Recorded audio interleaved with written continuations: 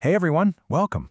We're going to talk about something huge today, the undeniable link between our changing climate and the millions of people being forced from their homes. So let's just jump right in. All right, I want to start with just one number, 32.6 million.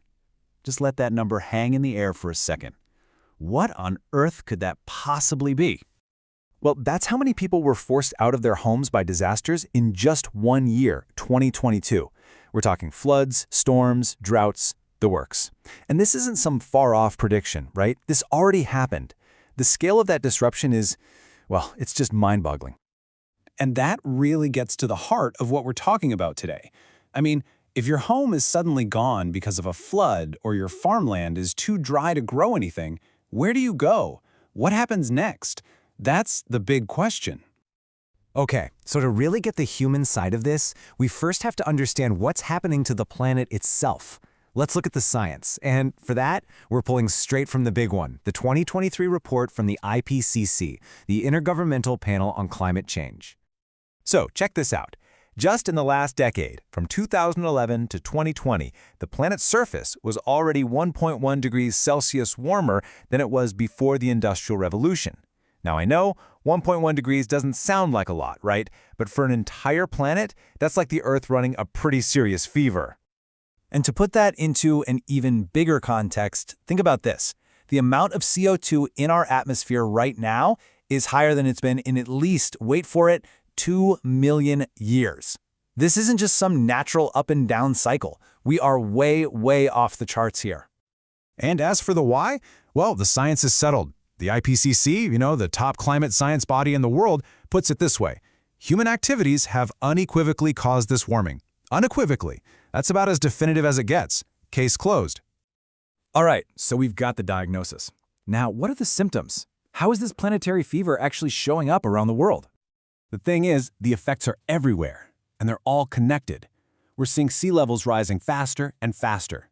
Heat waves, droughts, massive storms. They're all getting more frequent and more intense. But here's the crucial part.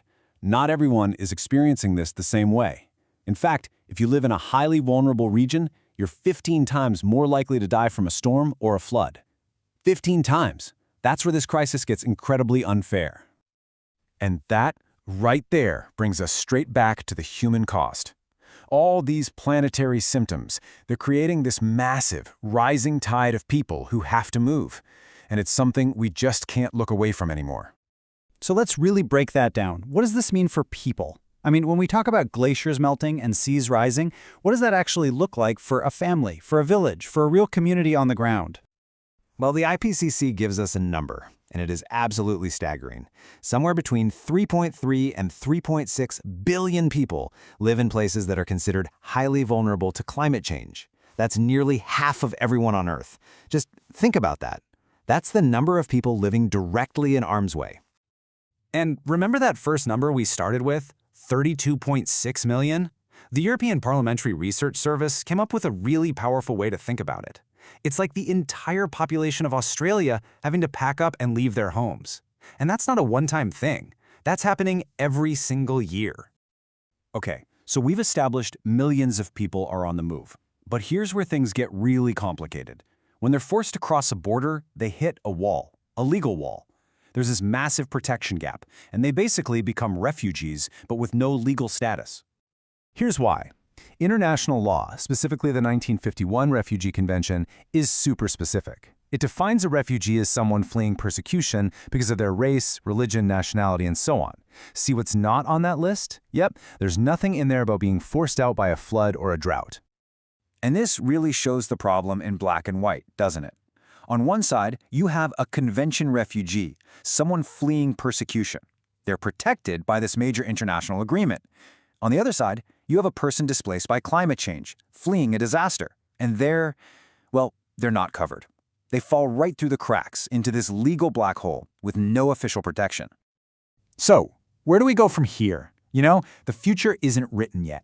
But the science is crystal clear that the choices we make right now are going to have huge, long-lasting consequences for generations to come. And if you want to talk long-term, take a look at the oceans. This is pretty sobering. Sea level rise isn't something we can just stop on a dime. It's already locked in for centuries.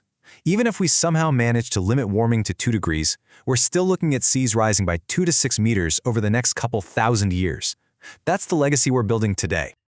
This chart does a great job of showing the challenge we're facing right now. See that top bar? That's where we're headed with our current policies. The middle one is what countries have promised to do. And that bottom bar, that's where we need to be to hit that 1.5-degree goal. See that huge gap? That's the difference between what we say we'll do and what we're actually doing. It's a major reality check.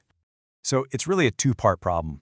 We absolutely have to cut emissions, but at the same time, we have to adapt to the changes that are already happening. And the IPCC is pretty blunt about this.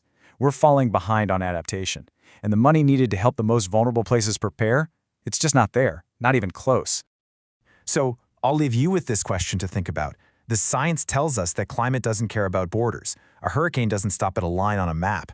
So if the crisis itself has no borders, maybe our compassion shouldn't either. Thanks for joining me for this one.